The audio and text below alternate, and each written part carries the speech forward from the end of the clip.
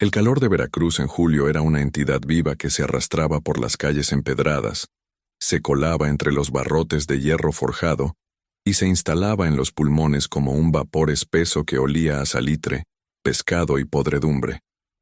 El padre Ignacio Mendoza caminaba por el corredor del convento de Santa Clara, con pasos que resonaban contra las baldosas de barro cocido, cada uno de ellos un martillazo contra su conciencia. Tenía 37 años, pero las últimas semanas lo habían envejecido una década. Sus manos temblaban cuando sostenía el cáliz durante la misa, y por las noches, cuando intentaba rezar en su celda austera, las palabras se le atragantaban como ceniza en la boca. No era el calor lo que lo estaba matando, era el peso del secreto. Sor Catalina de los Ángeles había dejado de aparecer en las oraciones matutinas hacía 3 semanas. Las otras monjas murmuraban en los rincones, sus voces como el zumbido de moscas sobre fruta podrida. La Madre Superiora, Sor Felicitas, una mujer de 60 años con ojos como pedernal y una espalda que nunca se doblaba ni ante el dolor ni ante Dios, había comenzado a hacer preguntas.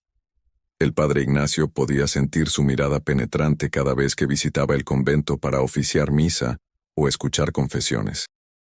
Antes de continuar con esta historia que te mantendrá en tensión hasta el final, te invito a que te suscribas al canal y nos cuentes en los comentarios desde qué parte del mundo nos estás escuchando.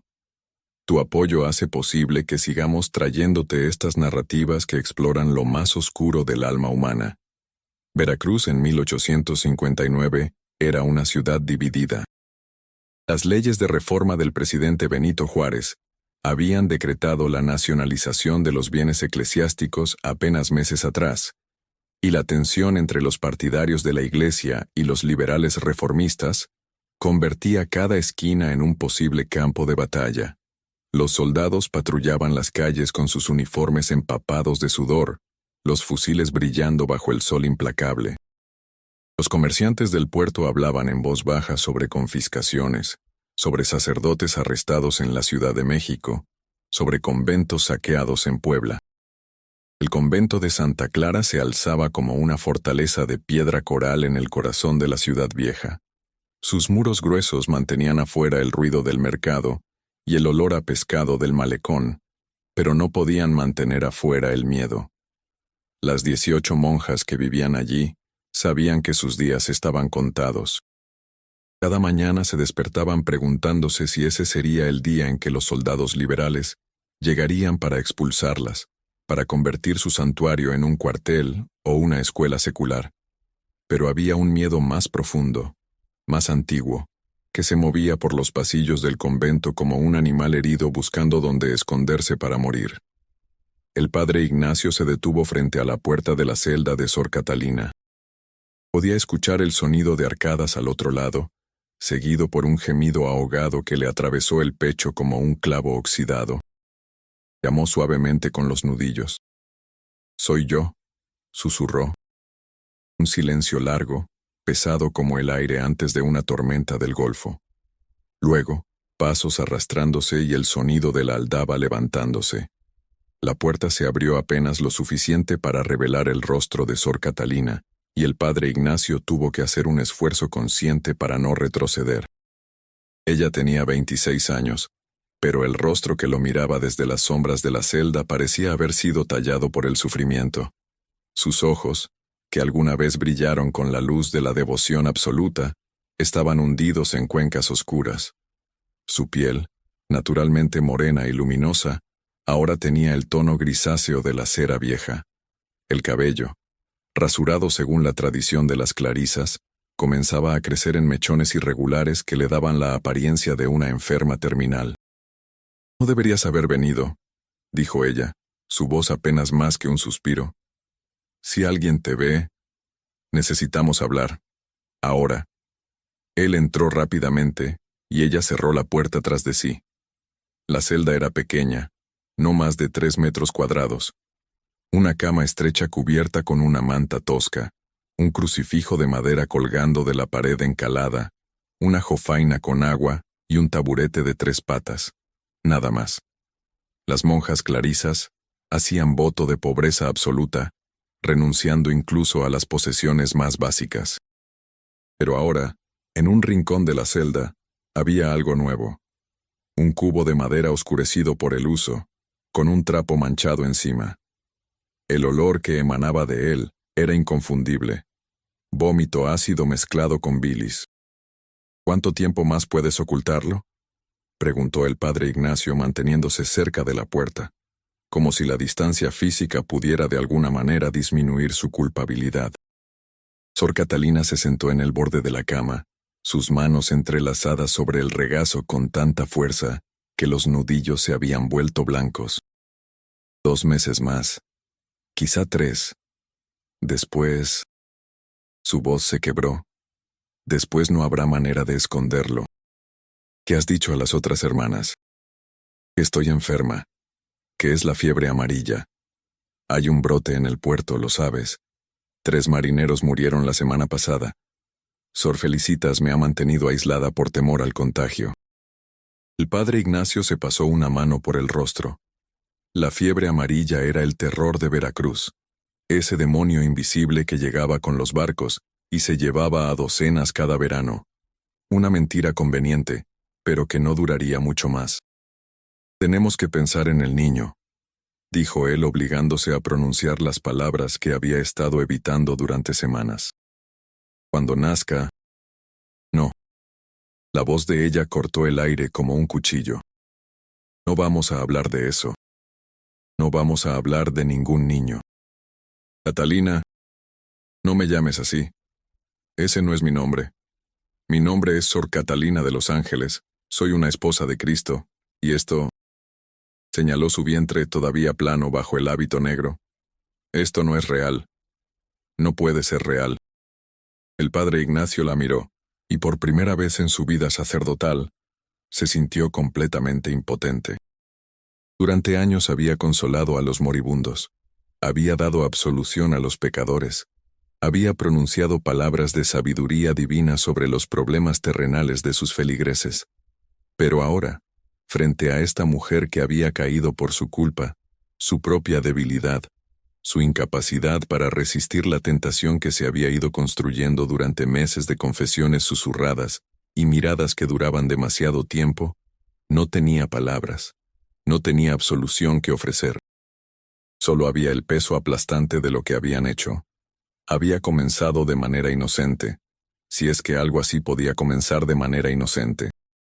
El padre Ignacio había sido asignado al convento de Santa Clara como confesor 3 años atrás.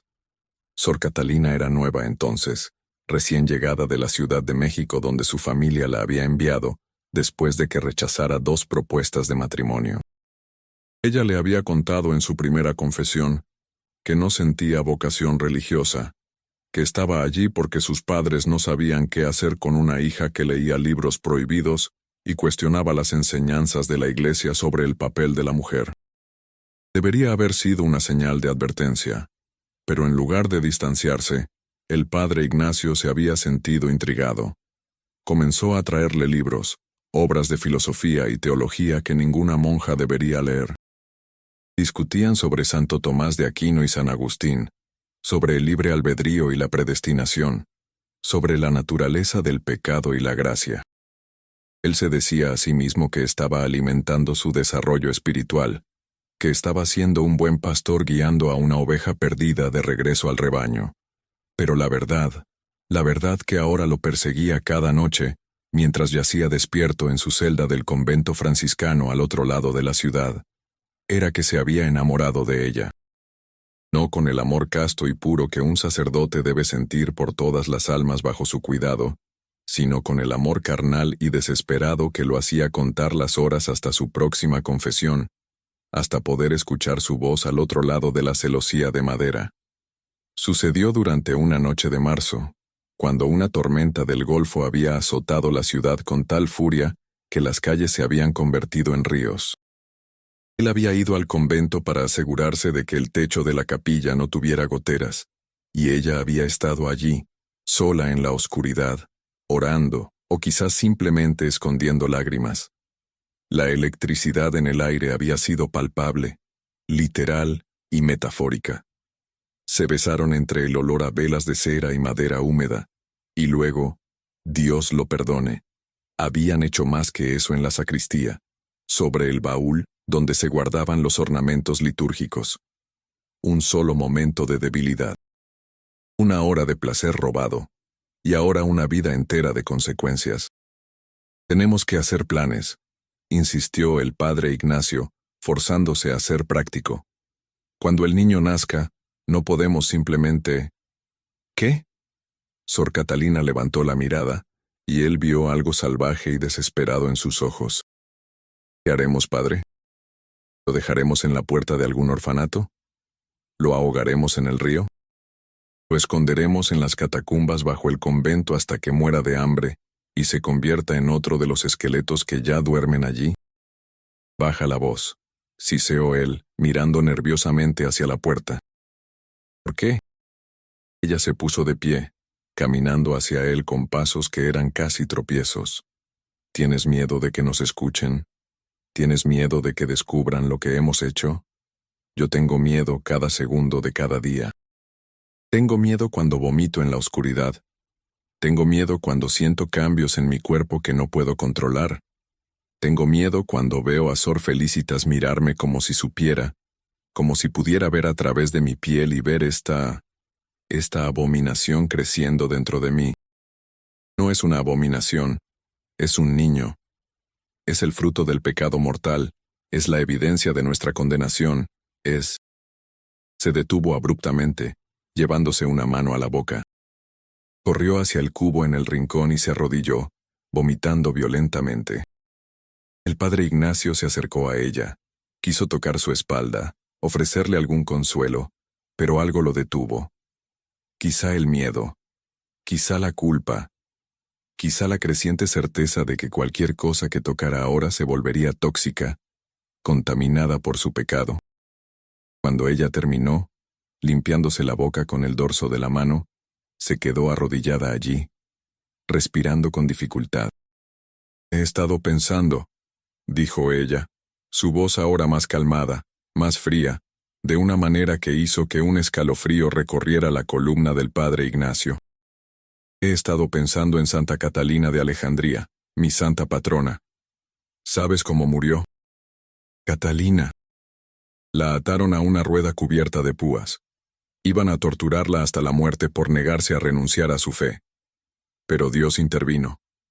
La rueda se rompió, y las púas volaron y mataron a sus verdugos. Levantó la mirada hacia él y había algo terrible en sus ojos.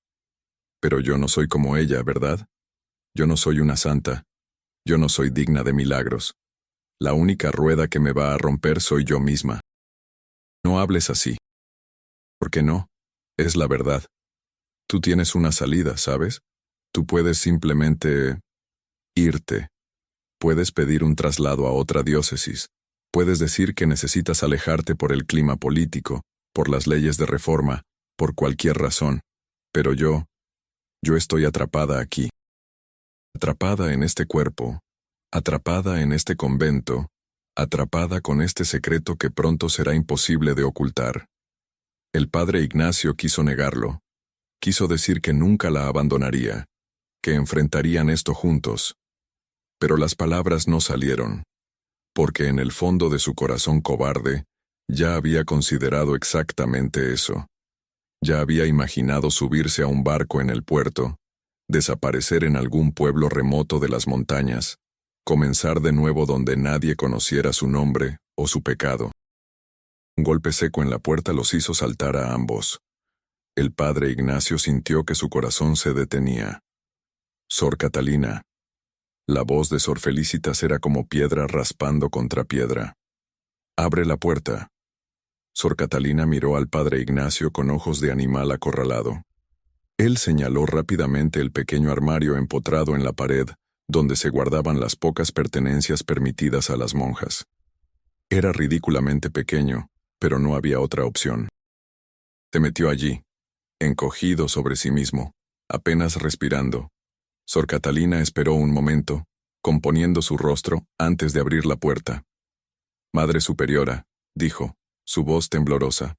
Perdone, estaba indispuesta. Sí, siempre estás indispuesta últimamente. Sor Felicitas entró a la celda sin pedir permiso, sus ojos recorriendo el pequeño espacio con la precisión de un halcón buscando presas. 3 semanas de enfermedad, eso es mucho tiempo para la fiebre amarilla. Usualmente mata en una semana o pasa. Pero tú simplemente sigues enferma. Soy afortunada de que Dios me haya preservado. ¿Afortunada? La Madre Superiora dio un paso más cerca, y el Padre Ignacio, escondido en el armario, podía oír cada palabra con claridad terrible.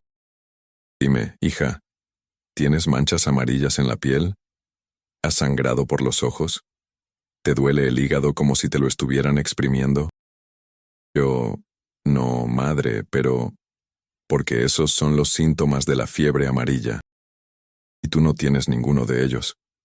Lo que sí tienes es náuseas matutinas, fatiga extrema, y un olor particular que reconozco muy bien. He sido Madre Superiora durante 23 años, Sor Catalina. He visto de todo en este convento, y sé exactamente qué tipo de enfermedad tienes. El silencio que siguió fue tan denso que el Padre Ignacio sintió que se asfixiaba en él. Su corazón latía tan fuerte que estaba seguro de que Sor Felicitas podía escucharlo a través de la madera del armario. No sé de qué habla, madre, susurró Sor Catalina. ¿No? Entonces no te importará que llame al doctor Salazar para que te examine. Es un hombre discreto, un buen católico.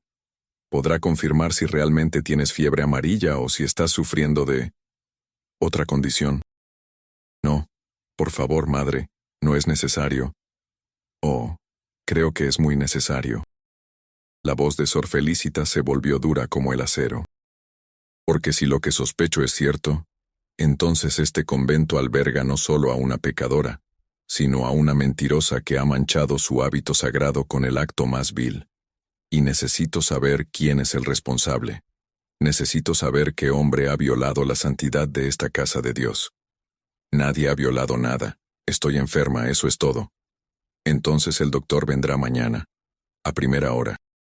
Y si estoy equivocada, si realmente solo es fiebre amarilla o alguna otra aflicción inocente, entonces te pediré perdón de rodillas. Pero si tengo razón... Se acercó tanto que el Padre Ignacio podía imaginar su aliento en el rostro de Sor Catalina. Si tengo razón, entonces que Dios tenga misericordia de tu alma, porque yo no tendré ninguna.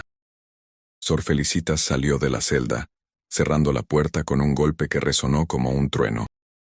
El Padre Ignacio esperó unos minutos interminables antes de salir del armario, sus piernas acalambradas, su corazón todavía latiendo descontroladamente. Sor Catalina estaba de pie en el centro de la celda, inmóvil como una estatua. Cuando finalmente habló, su voz era extrañamente calmada. Se acabó. Mañana el doctor vendrá. Mañana todos lo sabrán. ¿Puedo hablar con el doctor Salazar? Puedo ofrecerle dinero para que mienta, para que diga que es solo una enfermedad. ¿Con qué dinero? Ambos hemos hecho voto de pobreza, ¿recuerdas? Se rió. Una risa quebrada y terrible. Qué irónico. Hemos renunciado a todo por Dios, y ahora no tenemos nada con qué comprar nuestro silencio. El Padre Ignacio caminó hacia la pequeña ventana que daba al patio interior del convento. Afuera el sol comenzaba a ponerse, tiñendo el cielo de naranja y púrpura. Podía escuchar el canto vespertino de las otras monjas, sus voces elevándose en un himno que alguna vez le había parecido hermoso, pero que ahora sonaba como un lamento fúnebre. Hay una opción, dijo él lentamente, una idea terrible tomando forma en su mente. Una que no había querido considerar, pero que ahora parece inevitable. ¿Qué opción? Se volvió hacia ella, obligándose a mantener contacto visual. Hay una comadrona en el barrio de pescadores, Doña Socorro. Se dice que ella puede terminar con embarazos no deseados, por un precio. Sor Catalina lo miró como si le hubiera crecido una segunda cabeza. ¿Estás sugiriendo que mate al niño? Estoy sugiriendo que salvemos nuestras vidas. Si esto se descubre, tú serás expulsada del convento y probablemente llevada ante un tribunal eclesiástico. En el mejor de los casos, terminarás en la calle, sin familia que te reciba de vuelta, deshonrada para siempre. En el peor, tragó saliva. En el peor, con la tensión política actual, los liberales podrían usar esto como propaganda contra la Iglesia. Podrían exhibirte públicamente como ejemplo de la corrupción clerical. ¿Y tú? ¿Qué te pasaría a ti? Yo sería defroque, excomulgado, quizá encarcelado. Entonces estás diciendo que debería matar a nuestro hijo para proteger tu reputación. Estoy diciendo que no hay otra opción, explotó él, su voz elevándose peligrosamente. ¿Qué quieres que hagamos? ¿Que confesemos todo y enfrentemos las consecuencias? ¿Que dejemos que tu vida y la mía se destruyan por completo? Ella lo miró durante un largo momento, y algo cambió en su expresión. Algo se endureció, como metal enfriándose después de haber sido fundido. Vete, dijo ella quedamente. Catalina. Vete, ahora, y no vuelvas. Nunca más. No podemos simplemente... Vete, gritó, y esta vez no le importó quién pudiera escucharla. Vete y déjame sola con lo que he hecho, con lo que hemos hecho. Déjame encontrar mi propia manera de lidiar con esto. El padre Ignacio quiso decir algo más. Quiso arreglar de alguna manera esta situación imposible, pero las palabras se negaban a venir. Así que hizo lo único que podía hacer. Se fue, escabulléndose por los pasillos del convento como un ladrón, evitando las miradas de las monjas que pasaban, saliendo finalmente al calor sofocante de la tarde veracruzana. Caminó sin rumbo durante horas, sus pasos llevándolo del convento al malecón, donde el olor a pescado y sal llenaba el aire. Los barcos se mecían en el puerto, sus velas plegadas como alas de aves dormidas. Soldados liberales patrullaban en grupos de 3, sus rostros cansados y desconfiados. Un grupo de estibadores descargaba cajas de un barco recién llegado de Cuba, sus cuerpos brillando de sudor bajo las últimas luces del día. El padre Ignacio se sentó en el muro del malecón, mirando el agua oscura del golfo. Las olas se estrellaban contra las piedras con un ritmo hipnótico, y por un momento, solo por un momento, consideró la posibilidad de simplemente dejarse caer. De terminar con todo allí mismo. Sería fácil. Un paso, una caída, y todo el dolor, toda la culpa, toda la imposibilidad de su situación se desvanecerían en las aguas saladas. Pero no lo hizo. Porque a pesar de todo, a pesar de su cobardía y su pecado, todavía se aferraba a la vida con la tenacidad desesperada de un hombre que sabe que su condenación apenas ha comenzado. Cuando finalmente regresó al convento franciscano donde vivía, ya era pasada la medianoche. El padre superior, Fray Domingo, lo esperaba en el claustro, su rostro arrugado, iluminado por la luz temblorosa de una vela. Padre Ignacio, te hemos estado buscando. Ha llegado una carta urgente del obispo. Solicita tu presencia en el obispado mañana al mediodía. El estómago del padre Ignacio se hundió. ¿El obispo ya sabía? ¿Era posible que Sor Felicitas hubiera enviado ya un mensaje? ¿Sabe de qué se trata?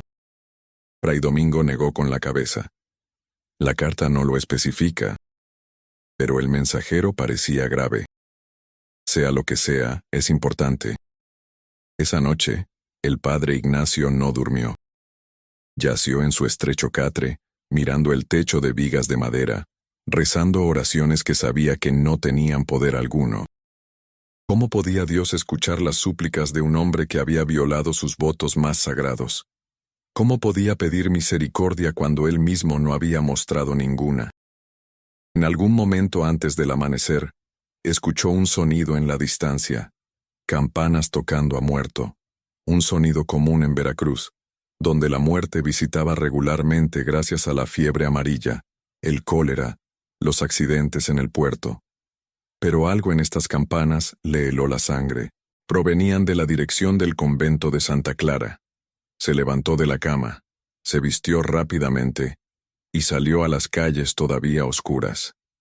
Corrió por las calles empedradas, sus zapatos resonando en el silencio preamanecer, su respiración cortándose en su pecho. Cuando llegó al convento, encontró las puertas abiertas y una pequeña multitud de monjas en el patio, todas en sus hábitos negros, todas llorando o rezando en voz baja. Buscó a Sor Felicitas con la mirada y la encontró de pie junto al pozo del patio, su rostro pálido como la cera. ¿Qué ha pasado?, preguntó él, aunque una parte de él ya sabía la respuesta. Sor Felicitas lo miró con ojos que parecían haber visto el infierno. Sor Catalina ha muerto. La encontramos hace una hora en su celda. El mundo se inclinó bajo los pies del padre Ignacio. ¿Cómo? Veneno, belladona, creemos. Había un frasco vacío junto a su cama. Debe haber conseguido las vallas del jardín del convento. Murió de manera horrible, padre. Convulsiones, sangrado. Sus últimas palabras fueron oraciones, pero oraciones de desesperación, no de fe. El padre Ignacio sintió que sus rodillas cedían. Se apoyó contra la pared del patio, incapaz de procesar lo que estaba escuchando. Muerta. Catalina estaba muerta. Y el niño que había crecido dentro de ella también estaba muerto. Dejó una nota, continuó Sor Felicitas, su voz temblando ligeramente. Una carta de confesión. Admite que estaba embarazada. Dice que no podía vivir con la vergüenza, que no podía enfrentar el juicio de Dios o de los hombres. Pero no nombra al padre del niño. Se llevó ese secreto a la tumba. El alivio y el horror se mezclaron en el pecho del padre Ignacio en una combinación nauseabunda. Estaba a salvo. Su secreto estaba a salvo. Pero Catalina estaba muerta. Había elegido la muerte antes que revelar su nombre. Había muerto para protegerlo, o quizás simplemente porque el peso de su pecado había sido demasiado grande para soportar. El doctor Salazar iba a examinarla hoy, dijo Sor Felicitas. Yo sospechaba, pero nunca pensé que llegaría a esto, que se quitaría la vida. Se volvió hacia él, y había acusación en sus ojos. ¿Tú sabías, padre? ¿Sabías lo que estaba sufriendo? Yo, no. No sabía nada. La mentira salió fácilmente, demasiado fácilmente. Sor Felicitas lo estudió por un momento más, luego asintió lentamente. El obispo debe ser informado. Esto es un escándalo terrible, un suicidio, un embarazo fuera del matrimonio, todo en un convento consagrado. Las autoridades eclesiásticas querrán investigar, querrán saber quién fue el responsable. Pero si ella no dio un nombre, entonces investigarán, interrogarán a todas las hermanas, a todos los que tuvieron contacto con ella. Y eventualmente, padre Ignacio, eventualmente encontrarán al responsable. La verdad siempre sale a la luz. Siempre. 3 días después, Sor Catalina fue enterrada en el pequeño cementerio detrás del convento. No hubo misa funeral elaborada. No hubo honras para una mujer que había muerto en pecado mortal, solo una tumba simple, marcada con una cruz de madera sin nombre. Las otras monjas cantaron un requiem breve, sus voces quebradas por el dolor y la confusión. El padre Ignacio no pudo asistir. El obispo lo había convocado y la entrevista había sido brutal. 2 horas de preguntas sobre su relación con Sor Catalina, sobre sus visitas al convento, sobre cualquier cosa que pudiera sugerir impropiedad. Él negó todo, manteniendo su rostro en una máscara de dolor apropiado por la pérdida de una de sus feligresas. El obispo parecía escéptico, pero sin pruebas concretas. No podía hacer más que advertirle que tuviera más cuidado en el futuro. Pero la advertencia vino con una condición. El padre Ignacio sería transferido. No inmediatamente, no de una manera que sugiriera culpabilidad, pero pronto. Quizá en 1 mes, quizá 2. Lejos de Veracruz, lejos de cualquier escándalo potencial. Una parroquia pequeña en las montañas de Oaxaca, donde podría vivir una vida tranquila y penitente. El padre Ignacio aceptó con gratitud fingida. Era exactamente lo que había deseado, ¿no? una escapatoria, una oportunidad de comenzar de nuevo. Pero las noches que siguieron fueron un infierno de insomnio y pesadillas. Cada vez que cerraba los ojos, veía el rostro de Catalina, sus ojos muertos mirándolo con acusación. Escuchaba su voz susurrando en la oscuridad, preguntándole por qué la había abandonado, por qué no había tenido el coraje de enfrentar las consecuencias junto a ella. Y luego comenzaron los otros sueños. Sueños de un niño que nunca había nacido. Un niño con los ojos de Catalina y su propia boca. Un niño que lloraba en la oscuridad, hambriento y abandonado, buscando a unos padres que nunca lo quisieron lo suficiente como para darle la oportunidad de vivir. 2 semanas después del entierro, algo extraño comenzó a suceder en el convento de Santa Clara. Las monjas empezaron a informar de ruidos extraños en la noche, llantos de bebé que parecían venir de las paredes mismas. Pasos pequeños corriendo por los pasillos cuando todos estaban en sus celdas. El olor a leche materna agriándose en habitaciones donde no había madres ni niños. Sor Felicitas intentó descartarlo como imaginaciones de mujeres traumatizadas por la muerte de Sor Catalina, pero incluso ella no podía negar lo que todos habían visto. La puerta de la celda de Sor Catalina, que había sido cerrada y sellada después de su muerte, se abría sola por las noches. Y cada mañana, alguien encontraba algo nuevo en esa habitación. Un trapo manchado con lo que parecía ser sangre de parto. Una pequeña huella de mano en la pared encalada, demasiado pequeña para ser de un adulto. Una vez, Sor María del Carmen juró que había visto una sombra pequeña moviéndose en la oscuridad de la celda, una sombra del tamaño de un niño pequeño. El padre Ignacio escuchó estos rumores con creciente terror. Intentó convencerse de que eran solo historias, supersticiones de mujeres asustadas. Pero una noche, mientras yacía despierto en su celda, escuchó un sonido que heló su sangre. El llanto de un bebé, claro y fuerte, viniendo no de afuera sino de dentro de su propia habitación. Se sentó en la cama, mirando la oscuridad, su corazón latiendo tan fuerte que pensó que explotaría. No es real, susurró para sí mismo. No es real. Pero el llanto continuó. Y entonces en la oscuridad, vio algo. Una forma pequeña, apenas visible en las sombras del rincón de su celda, del tamaño de un niño, moviéndose. Encendió la vela junto a su cama con manos temblorosas. La luz llenó la habitación, y no había nada allí. Solo las paredes desnudas, su cama, su crucifijo colgando de la pared. Pero el llanto continuó por un momento más, antes de desvanecerse en un silencio que de alguna manera era peor.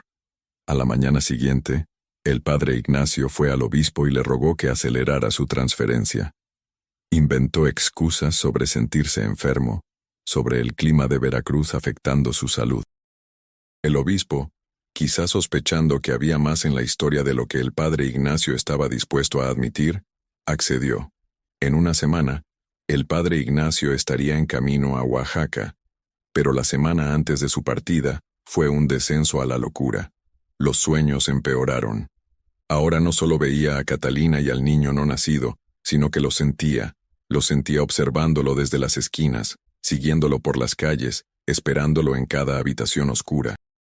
Durante el día, podía convencerse de que era solo culpa y agotamiento. Pero en la noche, cuando las sombras se alargaban y los sonidos del puerto se desvanecían en el silencio, sabía la verdad. Estaba siendo perseguido. No por fantasmas o espíritus, porque esas cosas no existían. Estaba siendo perseguido por su propia conciencia, por el peso de lo que había hecho, por la vida que había ayudado a crear, y luego había permitido que fuera destruida. El día antes de su partida, recibió una visita inesperada. Sor Felicitas apareció en el convento franciscano, pidiendo verlo en privado. Se encontraron en una pequeña sala de reuniones, ella sentada rígidamente en una silla de madera, él de pie junto a la ventana, incapaz de encontrar la tranquilidad para sentarse. «He venido a decirte algo», comenzó ella sin preámbulos. Algo que necesitas saber antes de que te vayas. Es el cuerpo de Sor Catalina. Después de su entierro, algunas de las hermanas tenían preocupaciones sobre su alma, sobre si había sido enterrada apropiadamente en estado de pecado mortal.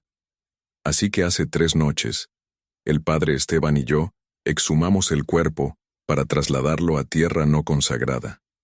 El padre Ignacio sintió que su estómago se retorcía. Y encontramos algo. Sor Felicitas lo miró directamente a los ojos. El bebé estaba todavía en su vientre. El veneno no lo había expulsado. Estaba allí, perfectamente formado. Un niño, pequeño, de quizá 4 meses de gestación, pero claramente un niño. Dios mío, susurró el padre Ignacio. Pero eso no es lo más perturbador. Cuando el padre Esteban intentó separar al niño del cuerpo de su madre para darle un entierro apropiado, algo sucedió. El cuerpo de Sor Catalina, que había estado muerto durante casi 3 semanas, se movió. Sus brazos se cerraron alrededor de su vientre, como si estuviera protegiendo al niño incluso en la muerte. Tuvimos que forzar sus brazos para abrirlos, y cuando finalmente lo logramos, se detuvo, su rostro pálido incluso a la luz del día. ¿Qué? Preguntó el padre Ignacio, aunque no estaba seguro de querer saber la respuesta. El niño abrió los ojos. Por un momento, solo un momento, el niño muerto abrió los ojos y nos miró. Y luego comenzó a llorar. No un llanto como el de un bebé vivo, sino algo más profundo, más antiguo. Un sonido de pura tristeza, como si estuviera lamentando no solo su propia muerte, sino la de su madre, y el pecado que los había llevado a ambos a ese terrible final. Eso es imposible. Los muertos no. Lo sé. Sé que es imposible. Pero el padre Esteban lo vio también. Ambos lo vimos, y ambos escuchamos ese llanto. Se puso de pie, acercándose a él. Por eso vine a verte, padre Ignacio. Porque necesitas saber que este asunto no ha terminado. Ese niño, esa alma inocente que nunca tuvo la oportunidad de nacer, que nunca fue bautizado, que murió en pecado por culpa de sus padres, esa alma está atrapada entre este mundo y el siguiente, sin paz, sin descanso. ¿Qué estás sugiriendo? Estoy sugiriendo que alguien necesita hacerse responsable. Alguien necesita rezar por esa alma, hacer penitencia por ese pecado, encontrar una manera de darle paz. Y creo, padre Ignacio, que ese alguien es tú. Yo no puedo. ¿No puedes? ¿O no quieres? Había acusación en su voz ahora, dura y fría. No soy estúpida, padre. Sé que tú fuiste el responsable. Sé que tú fuiste quien embarazó a Sor Catalina. No tengo pruebas, pero lo sé en mi corazón y Dios lo sabe. Y ahora, ese niño lo sabe también. No tienes derecho a acusarme sin pruebas. Tienes razón. No tengo derecho. Pero tengo ojos. Y he visto cómo has actuado estas últimas semanas. He visto tu culpa, tu miedo, tu cobardía al huir a Oaxaca en lugar de enfrentar lo que has hecho. Caminó hacia la puerta, luego se detuvo y se volvió una última vez. Puedes correr, padre Ignacio. Puedes huir a las montañas, cambiar tu nombre, comenzar una nueva vida. Pero ese niño te seguirá. En tus sueños, en tus oraciones, en cada momento de silencio. Porque los muertos no olvidan. Especialmente los que murieron sin la oportunidad de vivir. Salió, dejándolo solo con sus pensamientos tumultuosos. Esa noche, el padre Ignacio empacó sus pocas pertenencias. Unos cuantos libros, ropa de repuesto, su breviario y rosario. Todo cabía en una pequeña maleta de cuero. Mientras empacaba, intentó no pensar en lo que Sor Felicitas le había dicho. Intentó convencerse de que eran solo las palabras de una mujer amargada, de que los muertos no podían llorar ni abrir los ojos. Pero cuando apagó la vela y se acostó por última vez en su celda del convento franciscano, lo escuchó de nuevo. El llanto, más fuerte esta vez, más insistente, y con él, otra cosa. Una voz.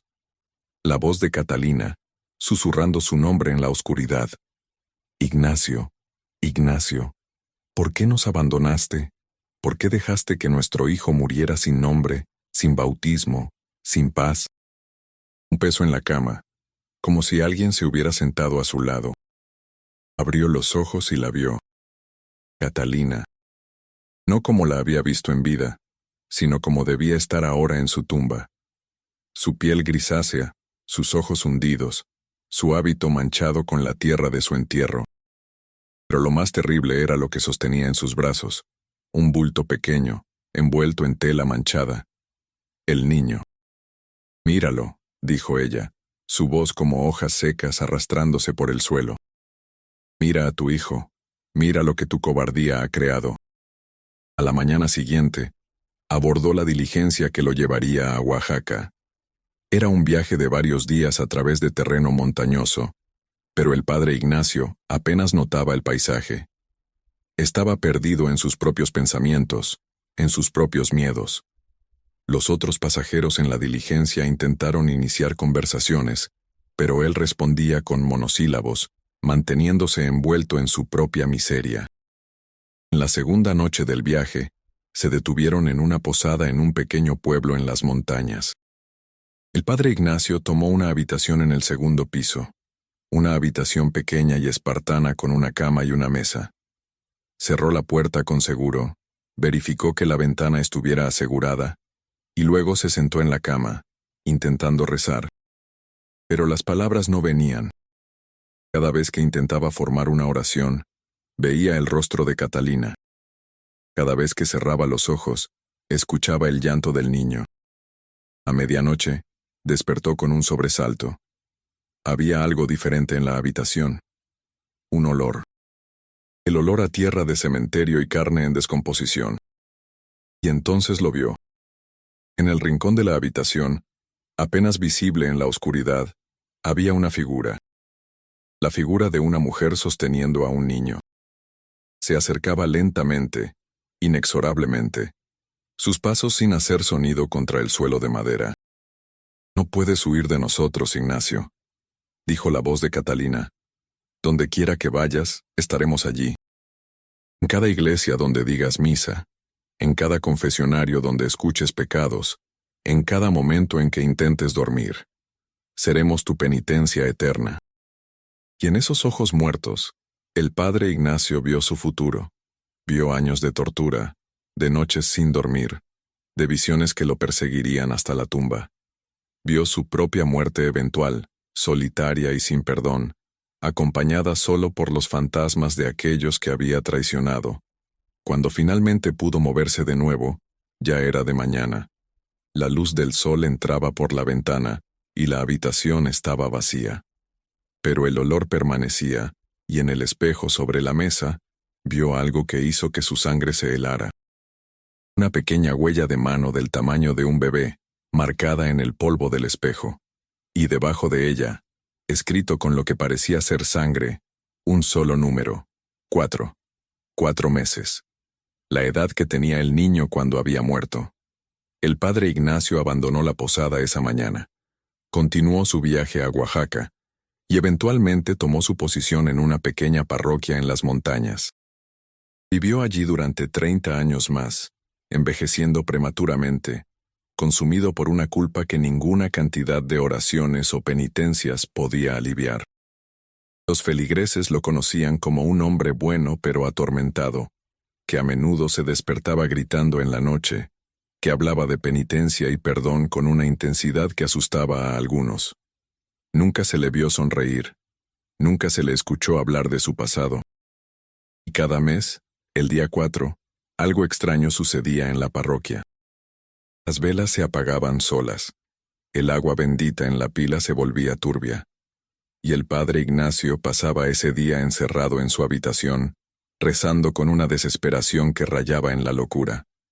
Cuando finalmente murió, a los 67 años, fue encontrado en su cama, sus ojos abiertos en una expresión de terror absoluto.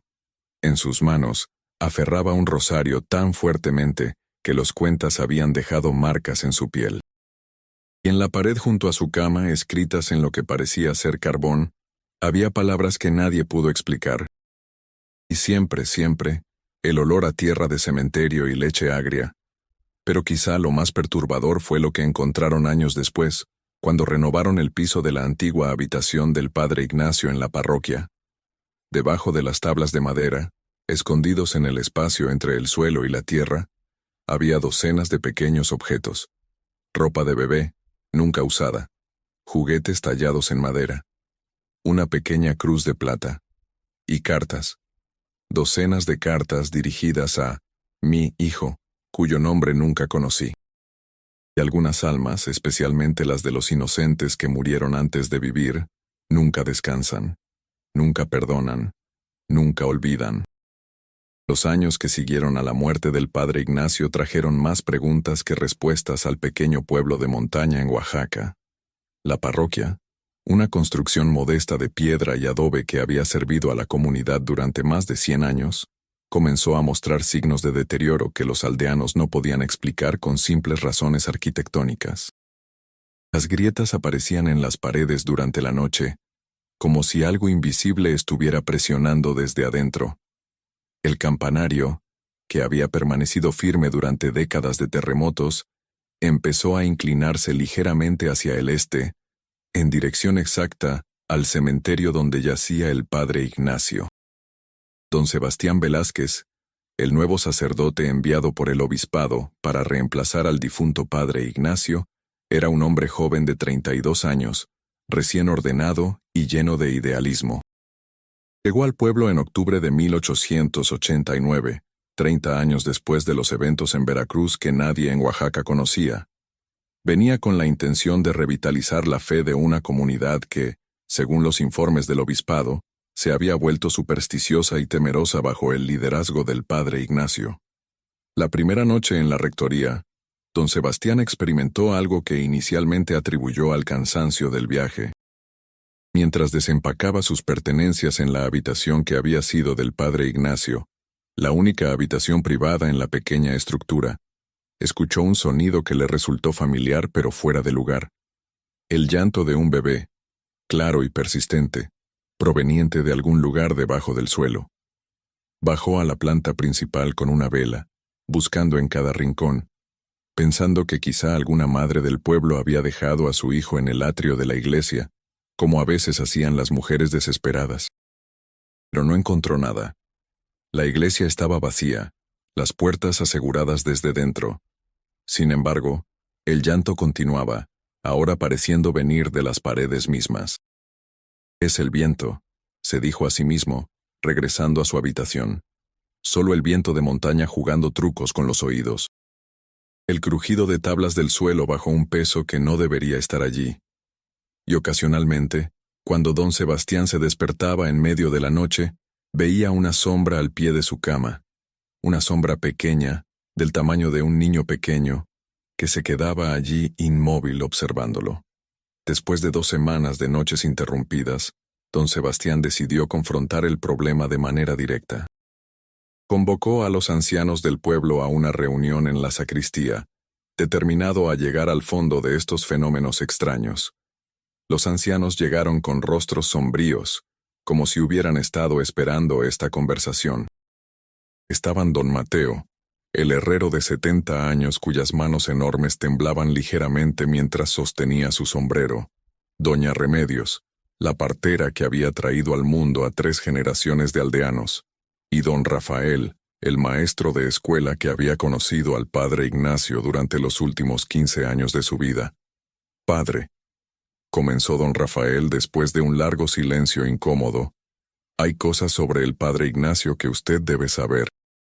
Cosas que el obispado nunca le dijo porque nunca las supieron, o quizá porque eligieron no saberlas.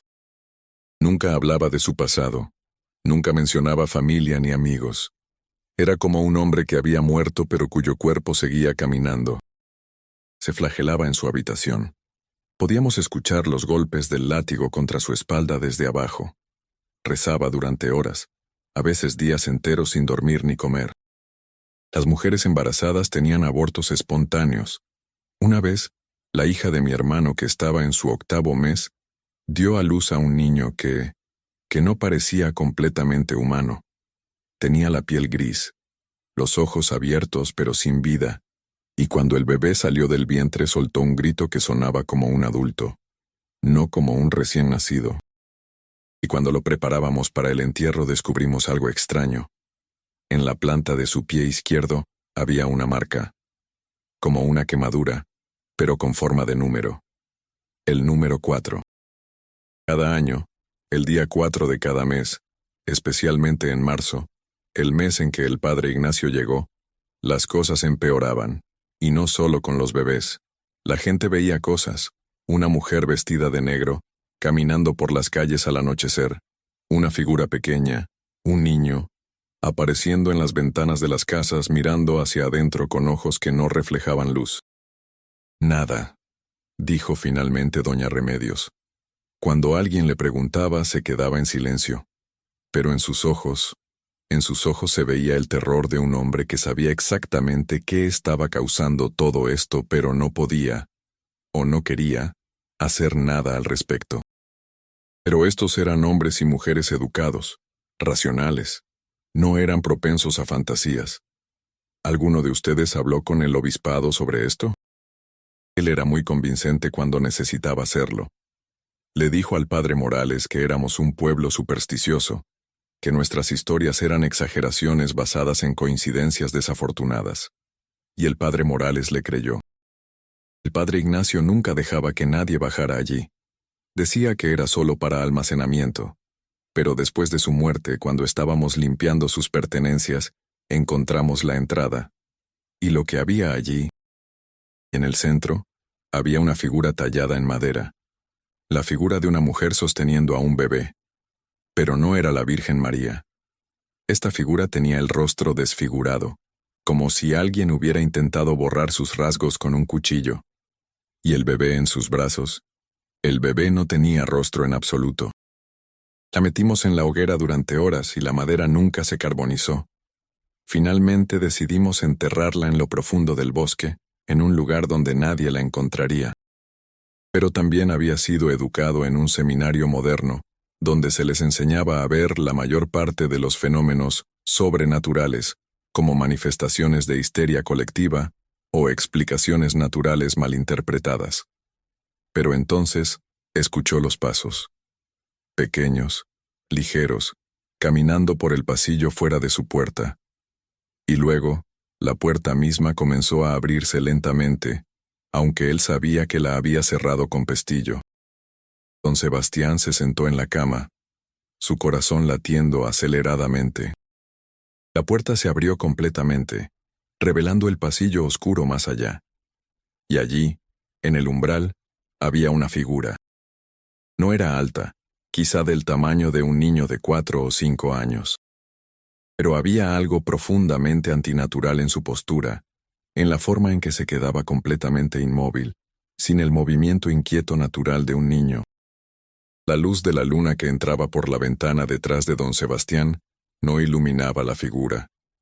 Era como si absorbiera la luz, creando un vacío de oscuridad en forma humana. ¿Quién eres?, logró preguntar don Sebastián, su voz apenas más que un susurro. La figura no respondió, pero comenzó a caminar hacia la cama, sus pasos completamente silenciosos. Y con cada paso, don Sebastián podía ver más detalles. El rostro pequeño con rasgos que estaban casi formados, pero no completamente. Los ojos que eran solo cuencas oscuras. Las manos que alcanzaban hacia él, los dedos demasiado largos, demasiado delgados.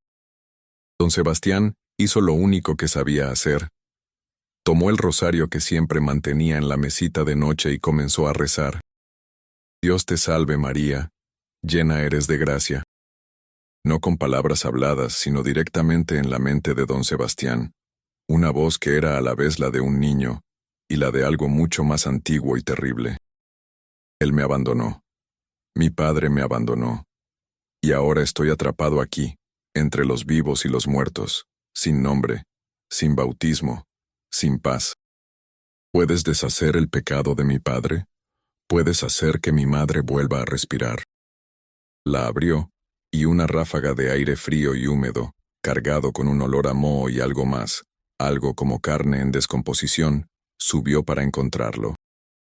Tomó una linterna de aceite y descendió por una escalera de piedra que se hundía en la oscuridad. El sótano era más grande de lo que había esperado, extendiéndose más allá de los límites de la rectoría misma. Las paredes eran de piedra antigua, quizá parte de una estructura que había existido antes de que la iglesia fuera construida. Y allí, en el centro del espacio, estaba lo que los ancianos habían descrito. Un círculo había sido dibujado en el suelo de tierra, con lo que parecía ser ceniza o carbón.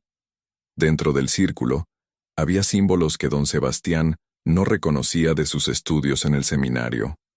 No eran símbolos satánicos tradicionales, él los habría reconocido. Estos eran diferentes, más antiguos quizá, de alguna tradición perdida u olvidada. Alrededor del círculo, había docenas de velas, todas negras como había dicho don Rafael, todas consumidas hasta sus bases, y en el centro, aunque la figura de madera había sido removida, quedaba algo más. Una mancha oscura en la tierra, del tamaño aproximado de un cuerpo pequeño. Un cuerpo de niño. Don Sebastián se arrodilló junto al círculo, examinándolo más de cerca. La mancha no era simplemente suciedad o humedad. Había algo orgánico en ella, como si la tierra misma hubiera sido transformada por algún proceso que iba más allá de lo natural. Tocó el borde de la mancha con un dedo y sintió una descarga que lo recorrió como electricidad. Retiró la mano rápidamente, pero ya era demasiado tarde. Las imágenes comenzaron a inundar su mente. No eran sus propias memorias, sino las de alguien más.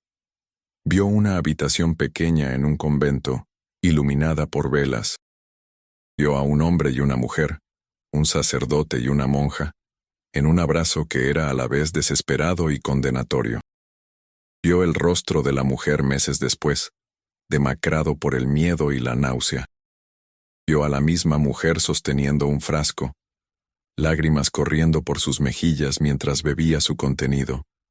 Vio su cuerpo convulsionando, sangre fluyendo entre sus piernas mientras un bebé que nunca había tenido la oportunidad de nacer moría dentro de ella. Y vio al hombre, al padre Ignacio, joven todavía pero ya marcado por la culpa, huyendo de Veracruz, huyendo de su responsabilidad, huyendo de la vida que había ayudado a crear y luego había permitido que fuera destruida. Don Sebastián se apartó del círculo jadeando, su corazón latiendo como un tambor en su pecho. Ahora entendía todo. El padre Ignacio no había venido a este pueblo de montaña para servir a Dios. Había venido para esconderse, para huir de su pecado. Pero el pecado lo había seguido. El niño no nacido, el alma atrapada entre mundos, lo había perseguido hasta aquí, y lo había atormentado durante 30 años, y ahora, con el padre Ignacio muerto, el niño buscaba algo más.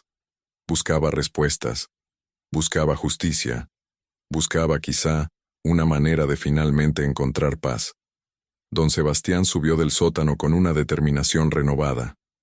Si el padre Ignacio no había sido capaz de enfrentar su pecado en vida, entonces don Sebastián lo haría por él. Investigaría. Descubriría la verdad completa de lo que había sucedido en Veracruz hace 30 años. Y encontraría una manera de dar paz a esa alma atormentada, incluso si le costaba su propia vida o cordura en el proceso. Porque eso era lo que significaba ser sacerdote. No huir de lo oscuro, sino confrontarlo con la luz de la fe, sin importar cuán tenue pudiera brillar esa luz en la oscuridad absoluta. Não. A história não terminou ainda. Ela precisa continuar até completar as 10 partes de aproximadamente 1000 palavras cada, totalizando cerca de 10,000 palavras no total. Até agora, foram escritas aproximadamente 6,507,000 palavras. Vou continuar a narrativa para completar a história com a profundidade e extensão solicitadas. Deixou o pueblo aos cuidados do diácono local, Don Emilio, un hombre de 60 años que había servido fielmente a la iglesia durante décadas. Antes de partir, don Sebastián le dio instrucciones específicas: mantener cerrado el sótano, no permitir que nadie entrara en su habitación, y si algo extraño sucedía, especialmente el día 4 de cualquier mes, debía bendecir la iglesia con agua bendita y quemar incienso en cada rincón. El viaje fue arduo. Primero en mula por las montañas hasta la ciudad más cercana con ferrocarril, luego 3 días en tren atravesando el paisaje cambiante de México, desde las alturas de Oaxaca hasta las tierras calientes de Veracruz.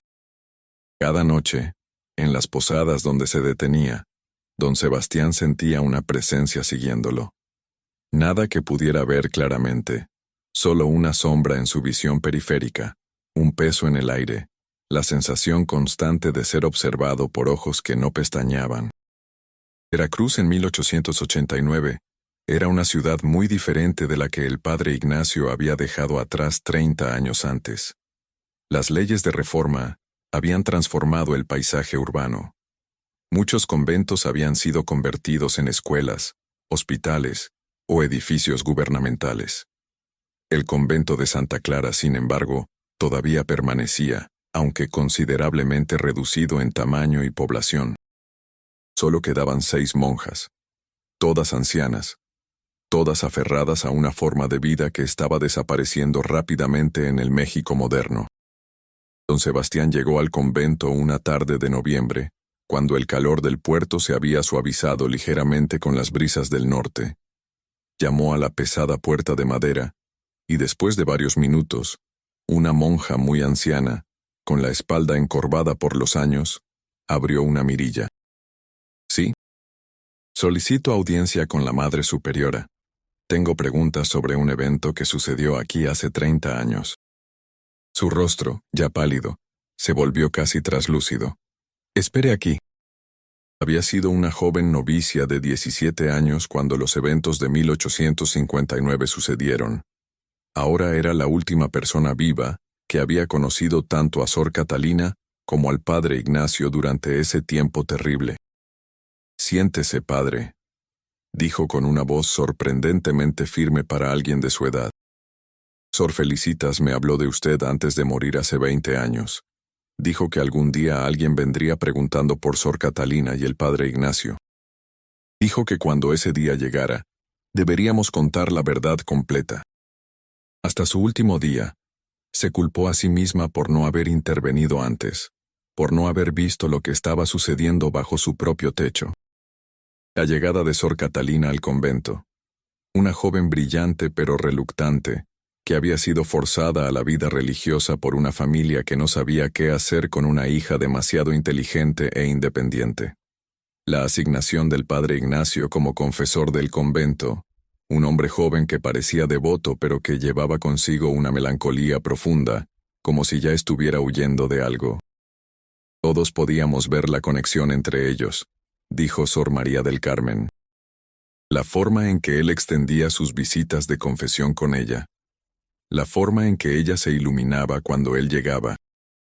Algunas de las hermanas mayores advirtieron a Sor Felicitas, pero ella creía que estaba ayudando espiritualmente a Sor Catalina, que el padre Ignacio era un buen pastor guiándola hacia una fe más profunda. El padre Ignacio vino para verificar los daños a la capilla. Sor Catalina estaba allí. Y se detuvo, sus manos arrugadas temblando ligeramente. Lo que sucedió después, solo ellos lo saben. Pero 3 semanas más tarde, Sor Catalina comenzó a enfermarse cada mañana. Algunas de nosotras sabíamos qué significaba, pero teníamos miedo de decir algo. En ese tiempo, con las tensiones políticas, un escándalo así podría haber resultado en el cierre del convento. Vi su silueta saliendo de su celda. Al día siguiente, cuando Sor Felicitas lo cuestionó, él negó todo. Mintió con tanta convicción que incluso yo, que lo había visto, comencé a dudar de mis propios ojos.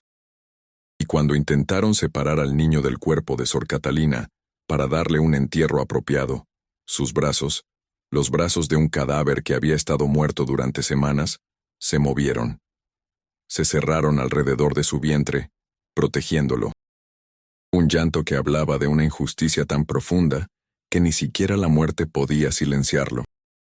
Hasta que el padre Ignacio se fue de Veracruz. El día que partió hacia Oaxaca, los fenómenos se detuvieron aquí. Pero ahora me dices que comenzaron allí, donde él fue. El niño lo siguió, la madre lo siguió, buscando justicia, buscando reconocimiento, buscando lo que todo niño merece, ser reconocido por su padre. Necesito saber el nombre completo de Sor Catalina, su nombre de nacimiento. Pero no tengo más información que esa. Después de que se fue, Sor Felicitas trató de rastrearlo, de asegurarse de que enfrentara algún tipo de consecuencia por lo que había hecho, pero el obispado protegió su nueva ubicación. O quizá, simplemente no les importaba lo suficiente como para presionar el asunto. Cada persona que conoció agregaba otra pieza al rompecabezas, otra capa de tragedia, a una historia que ya estaba saturada con ella. Descubrió que Sor Catalina había sido una poeta talentosa antes de entrar al convento, que había escrito versos sobre la libertad y la injusticia que habían escandalizado a su familia conservadora. Descubrió que el padre Ignacio había sido considerado una estrella en ascenso en la jerarquía eclesiástica antes de su caída, que el obispo mismo lo había marcado para grandes cosas. Y descubrió algo más, algo que lo heló hasta los huesos. En los registros del Hospital del Puerto, encontró una anotación de marzo de 1859. Un bebé varón, nacido muerto a una mujer no identificada, había sido traído al hospital por una partera llamada Doña Socorro. El bebé había sido descrito como mal formado, posiblemente prematuro con signos de envenenamiento maternal. Pero había una historia que contaba a veces cuando había bebido demasiado pulque, sobre un sacerdote que vino a ella en medio de la noche, desesperado, con dinero en mano. Le pidió que hiciera algo terrible, que terminara con un embarazo. Y mi abuela siempre se preguntó si ese sacerdote había encontrado otra manera de deshacerse del problema. No había manera de saberlo con certeza. Todos los involucrados directos estaban muertos. Pero la imagen que emergía era la de un hombre no solo cobarde, sino activamente malicioso. Un hombre dispuesto a sacrificar 2 vidas, 3, contando la suya propia eventualmente, para proteger su reputación. Cuando don Sebastián finalmente dejó Veracruz, llevaba consigo copias de documentos, testimonios escritos de las pocas personas que todavía recordaban, y un sentido de propósito. Sabía lo que tenía que hacer. El viaje de regreso a Oaxaca fue aún más perturbador que el viaje de ida. Las presencias que había sentido siguiéndolo ahora eran inconfundibles. En el tren, otros pasajeros comentaban sobre el niño que seguía corriendo por los pasillos a pesar de que no había niños en su vagón. En las posadas, los dueños le preguntaban sobre la mujer vestida de negro que lo había visto entrar, pero que nunca salió de su habitación. Don Sebastián sabía quiénes eran. Catalina y su hijo, siguiéndolo de regreso al lugar donde el padre Ignacio había pasado sus últimos 30 años, siguiéndolo hacia algún tipo de resolución que aún no podía ver claramente. Cuando llegó de regreso a su parroquia en diciembre, encontró el pueblo en un estado de agitación. Don Emilio, el diácono, lo recibió en la puerta de la iglesia con un rostro pálido y ojeroso. «Gracias a Dios que has regresado, padre. Las cosas han empeorado, mucho peor». En su lugar, sobre la tapa de madera alguien había colocado algo. Un pequeño envoltorio de tela, manchado y viejo. Con manos temblorosas, don Sebastián desenvolvió la tela. Dentro había huesos pequeños, huesos de bebé, y un pedazo de papel doblado, amarillento por el tiempo. Lo abrió y leyó las palabras escritas con una letra temblorosa, que reconoció de las cartas que había encontrado bajo el piso de su habitación. De alguna manera, después de la exhumación, había obtenido los restos y los había traído consigo a Oaxaca. Los había escondido, junto con su confesión escrita, esperando quizá que algún día alguien los encontrara. Pero, ¿de dónde habían salido ahora? ¿Quién los había colocado sobre su tumba? La respuesta vino esa noche. Don Sebastián estaba en su habitación, rezando, cuando escuchó pasos en el pasillo. No los pasos pequeños del niño, sino pasos de adulto, pasos de mujer. La puerta se abrió, y allí estaba ella. Catalina. No era una visión borrosa o una sombra sin forma. Era sólida, real, tan vívida como cualquier persona viva. Vestía su hábito de monja, pero estaba manchado con tierra y sangre seca. Su rostro, que debía haber sido hermoso en vida, estaba demacrado, con la piel estirada sobre los huesos de una manera que sugería hambre eterna. Padre Sebastián, dijo con una voz que sonaba como si viniera de muy lejos. Has hecho lo que él nunca tuvo el valor de hacer. Has buscado la verdad. Extendió una mano que era simultáneamente sólida y translúcida, y tocó su frente. En ese momento, imágenes inundaron su mente. Vio lo que debía hacer. Vio el ritual que daría paz a las almas atormentadas. No era un ritual de ningún libro de la iglesia, sino algo más antiguo, algo que venía de una comprensión más profunda del perdón y la redención.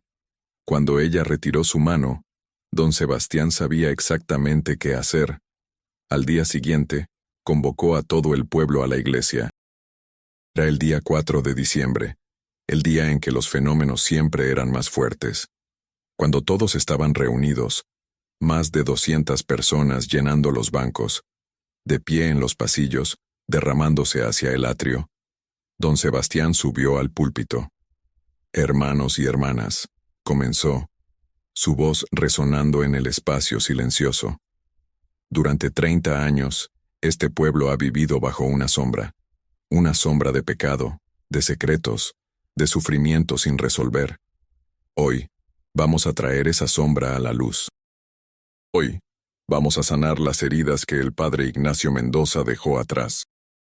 Junto a ellos colocó un retrato de Sor Catalina que había obtenido del convento en Veracruz, una pintura pequeña hecha cuando ella era joven, antes de que el peso del mundo la hubiera aplastado. Este niño nunca tuvo nombre, dijo don Sebastián. Nunca fue bautizado, nunca tuvo la oportunidad de vivir. Pero hoy, vamos a darle lo que su padre le negó: reconocimiento, un nombre y un lugar en la familia de Dios. En el momento en que el agua tocó los huesos, algo cambió en la iglesia. La temperatura, que había estado anormalmente fría, repentinamente se normalizó. Una luz, no del sol, porque era un día nublado, llenó el espacio, cálida y dorada, y don Sebastián, junto con muchos otros en la congregación, vio algo milagroso. La figura de un niño pequeño, luminoso y perfecto, apareció sobre el altar. No era aterrador como la sombra que había estado atormentando al pueblo. Era hermoso, pacífico, completo.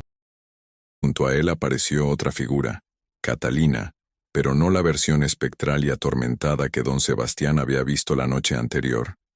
Esta era Catalina como debía haber sido, joven, hermosa, libre del peso del pecado y el sufrimiento.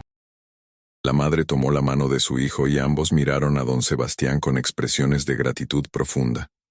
Luego, lentamente, comenzaron a desvanecerse, no en la oscuridad sino en la luz, hasta que desaparecieron completamente. El silencio en la iglesia fue absoluto durante un largo momento. Luego, alguien comenzó a llorar. Luego otro. Y pronto, la iglesia entera estaba llorando, liberando décadas de tensión, miedo y dolor acumulados. Don Sebastián procedió a celebrar una misa funeral completa para Ignacio Catalino y para Sor Catalina. El niño fue enterrado en el cementerio de la parroquia, esta vez con una lápida apropiada que llevaba su nombre y las fechas: concebido, marzo 1859, nacido al cielo, diciembre 1889. Al lado, colocó una lápida memorial para Sor Catalina, reconociendo su sufrimiento y ofreciendo oraciones por su alma. En los días que siguieron, el pueblo comenzó a sanar. Las mujeres embarazadas que habían estado experimentando complicaciones, repentinamente mejoraron. Los bebés que nacieron en las semanas siguientes eran todos sanos. Los fenómenos extraños, los llantos, los pasos, las apariciones, cesaron completamente. Pero para don Sebastián, la experiencia lo había cambiado de maneras fundamentales. Escribió un informe detallado de todo lo que había sucedido y lo envió al obispo, esperando censura o incluso destitución por haber realizado rituales no autorizados. La respuesta del obispo llegó 3 meses después. Era breve. Sin embargo, no puedo negar los resultados. Un pueblo atormentado ha encontrado paz. Almas que estaban atrapadas han sido liberadas. Si eso no es el trabajo de Dios, entonces no sé qué lo es. Continúe con su labor pastoral, y que Dios lo bendiga en sus esfuerzos. Firmado Arzobispo Miguel Sánchez. Se convirtió en un experto en lo que él llamaba almas atrapadas, personas o espíritus que por diversas razones no podían encontrar paz después de la muerte. Su fama se extendió, y sacerdotes de todo México comenzaron a consultarlo sobre casos similares. Pero nunca olvidó el caso que comenzó todo. Cada año, el 4 de diciembre, celebraba una misa especial en memoria de Ignacio Catalino y Sor Catalina. Y cada año, aunque nunca los vio de nuevo, sentía su presencia, no como algo aterrador, sino como algo pacífico, agradecido. Don Sebastián murió en 1929, a la edad de 72 años. En su testamento, dejó instrucciones específicas de que fuera enterrado junto a la tumba de Ignacio Catalino, para que incluso en la muerte, pudiera continuar velando por el niño que su predecesor había abandonado. Los aldeanos cumplieron su deseo. Y en las décadas que siguieron, algo notable sucedió. La tumba de Ignacio Catalino se convirtió en un lugar de peregrinación para madres que habían perdido bebés, para mujeres que habían sufrido abortos, para cualquiera que cargara el dolor de vidas no vividas. Dejaban flores, velas, pequeños juguetes. Y muchos juraban que sentían consuelo allí, una sensación de que sus propias pérdidas eran reconocidas, que el dolor que llevaban era real y válido. La tumba del padre Ignacio Mendoza, por otro lado, permaneció sin visitantes. Su lápida, que originalmente había llevado inscripciones piadosas, fue reemplazada con una nueva por orden de don Sebastián antes de su muerte. Esta nueva lápida llevaba solo su nombre, sus fechas y una sola línea. Y la verdad, como don Sebastián había aprendido, era lo único que realmente podía liberar, tanto a los vivos como a los muertos. Años después, en 1976, un historiador local llamado Carlos Reyes decidió investigar las leyendas que rodeaban al padre Ignacio y la tumba del niño en el cementerio. Entrevistó a los descendientes de aquellos que habían conocido a don Sebastián, revisó archivos parroquiales, incluso viajó a Veracruz para corroborar la historia. Lo que descubrió lo dejó temblando. Cada detalle que don Sebastián había registrado era verificable. Los documentos existían. Los testimonios coincidían. Las fechas y nombres eran precisos. No era solo una leyenda o una historia exagerada con el tiempo. Había sucedido realmente. Carlos publicó su investigación en un libro titulado El niño del día 4, una historia verdadera de terror, culpa y redención en el México del siglo XIX. El libro causó sensación, no solo en círculos académicos, sino también entre el público general.